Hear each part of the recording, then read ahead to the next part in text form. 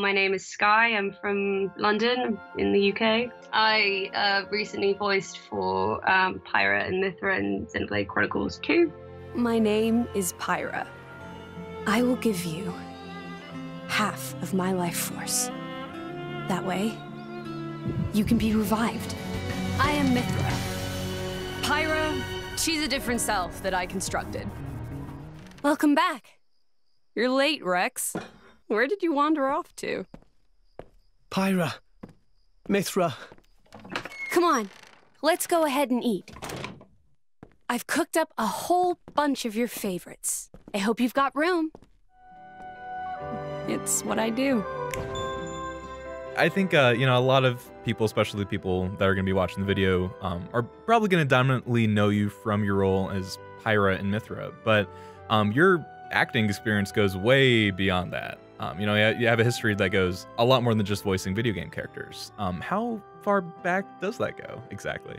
I began acting. I kind of fell into it when I was a kid. My first dream was to become a figure skater, an ice skater. I wanted to go to the Olympics. And the kind of parents that you get in ice skating is similar to the kind of parents you get in show business.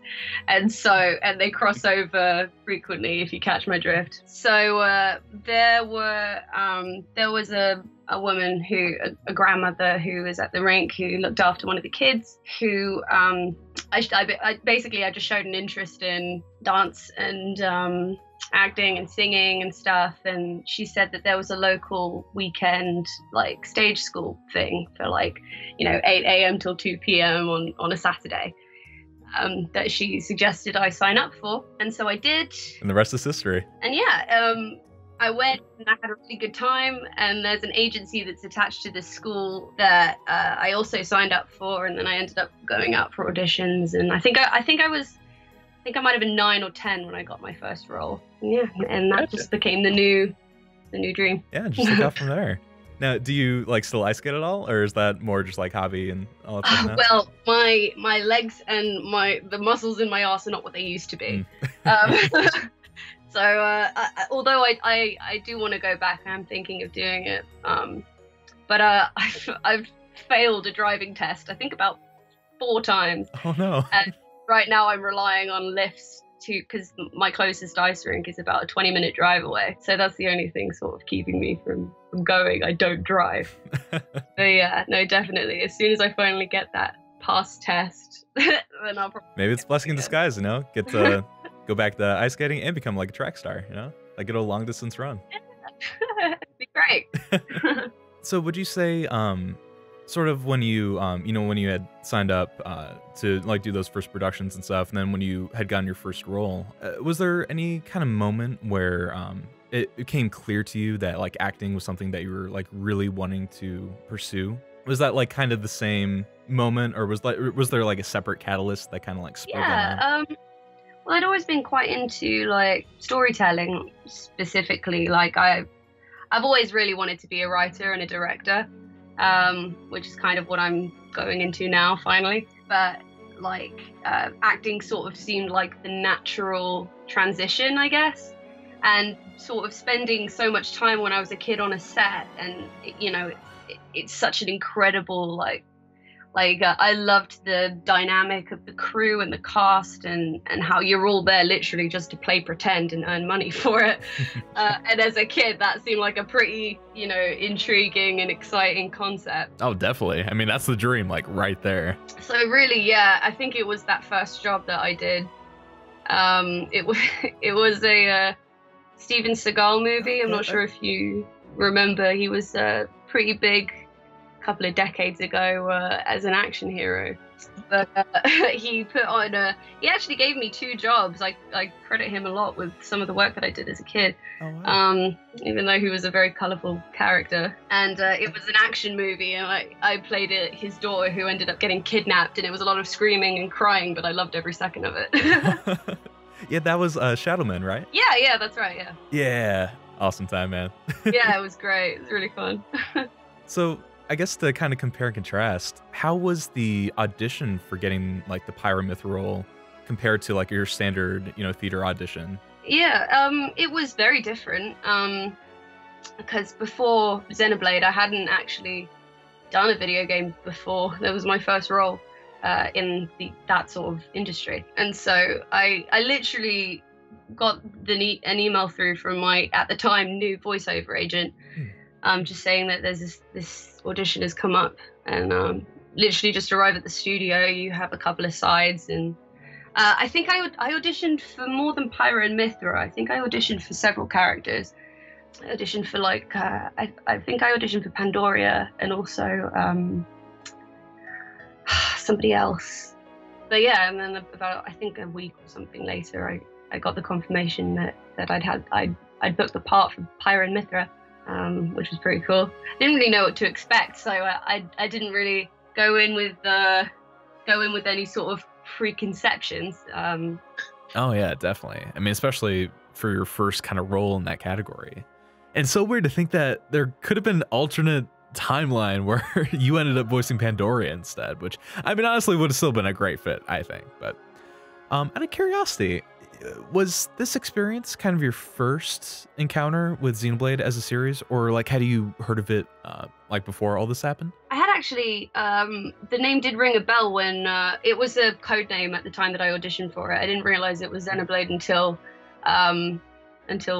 a few weeks into, well, about a week or two into recording actually. And I had heard of it, even though like when I was a kid I used to play Smash Brothers and Mario Kart and stuff, but that's about as far as I delved into the world of Nintendo. Like I hadn't really kept up with it. Well, very important question, arguably the most important question of this entire interview. Who's your main in Smash Bros? Who's my main? Do you know what? Oh god, it's been so long, but I'm talking, I was like a child.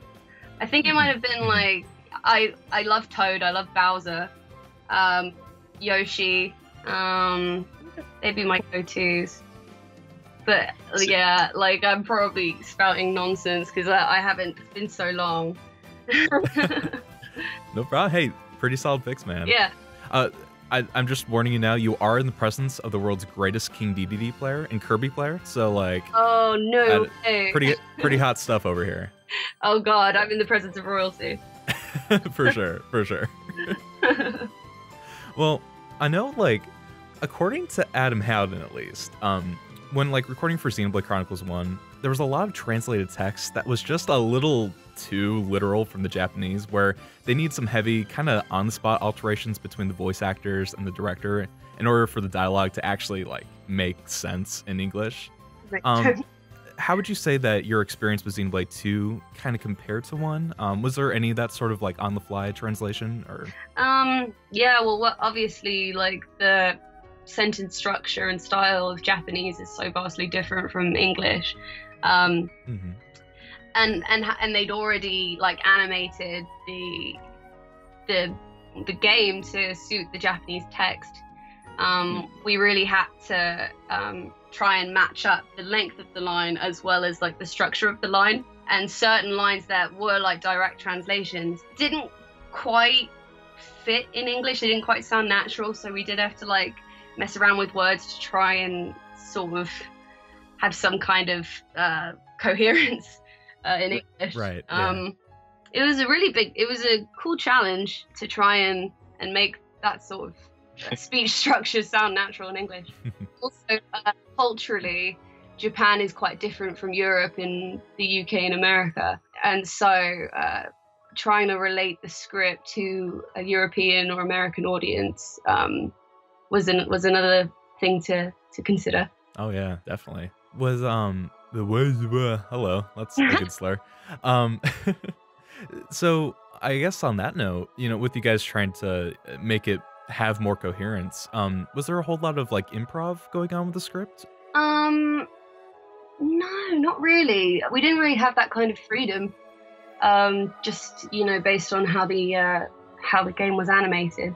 But like, I guess improvising, like if a line came up that was slightly too short, then there'd be a quick rewrite in the engineering room, and I'd put my 2 cents in. And I guess, yeah, we would kind of collaborate on a rewrite, but they wouldn't just sort of press record and say something, you know. Yeah, exactly. Yeah. Okay.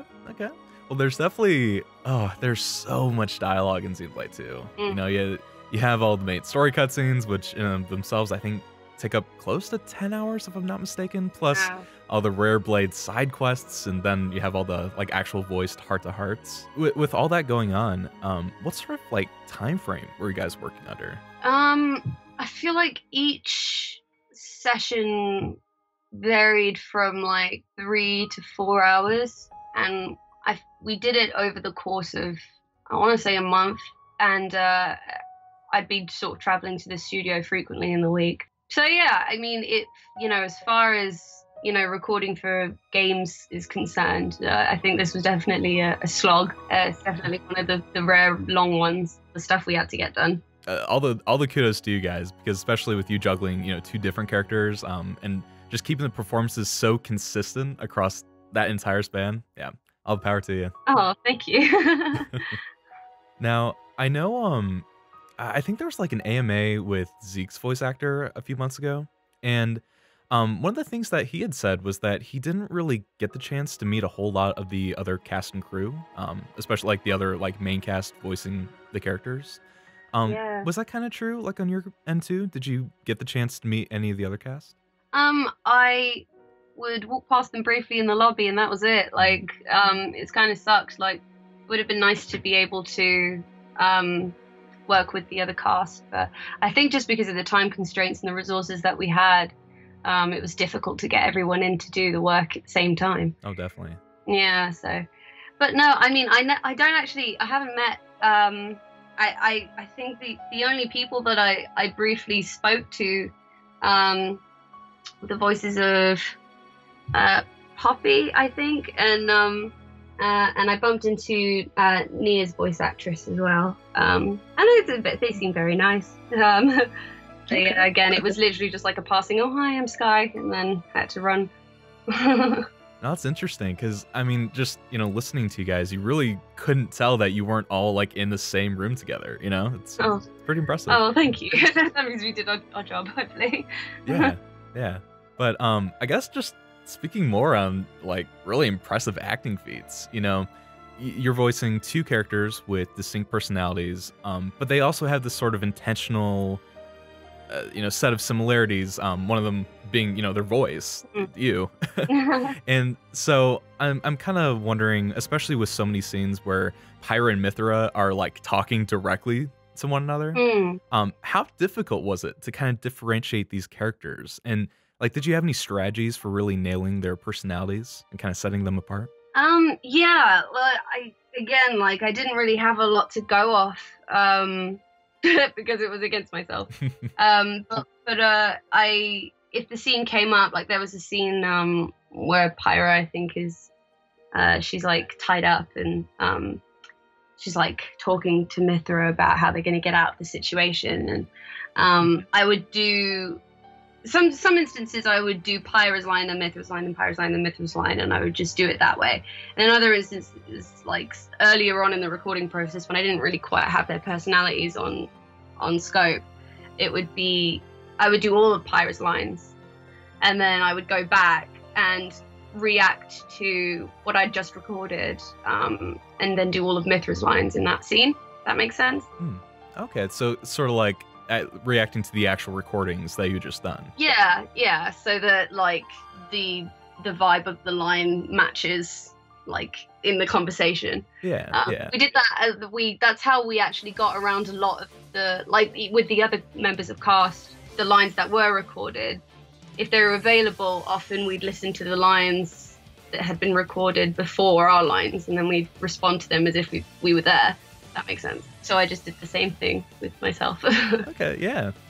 What did I kind of noticed that Mythra almost has like a slightly huskier tone to to Pyra's voice. Do you think that was just kind of a natural progression because she is a little bit more like direct in people's faces about like what she's feeling and all that? Yeah, probably. Well, Mythra as a character is meant to be quite abrasive, so and I mean, I have like my voice naturally just talking is a bit more like, I guess, in that realm of like lazy croakiness. Hey, same. And so I aimed for that with her. And then with Pyra, because she's meant to be quite apologetic and a bit of an anxiety bag. I felt like it would make more sense to sort of put her tone of voice in a higher register, put Mythra's on a lower register. Whether or not that came across in the recording process is another thing, but that's what I tried to do. Yeah, no, definitely. And I think that's a great way to explain Pyra too, because Lord knows I can relate, man. My entire life. Constant public anxiety. Yeah. She just lives her life in like a constant state of apologetic, like. Now, big question. Of the cast, who would you say your favorite Xenoblade 2 character is? And let's play it safe and say excluding Pyra and Mythra. Okay. Well, I mean, Tertus is the true unsung hero of Xenoblade Chronicles 2, of course. Okay, legit. I had an entire bit planned out where like you would say someone and I'd be like, excuse me, you didn't actually say the best boy Turtor is our Lord and Savior. So like. Oh no, I ruined your bit. Well, no, I mean, this is the best possible timeline. You have graced me today. Thank you from the bottom of my heart. Well, it's an absolute pleasure.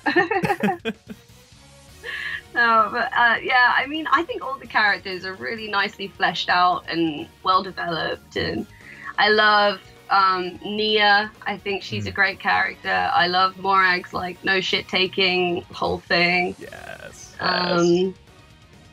Yeah, it's just a full blend of great characters. Zeke's great.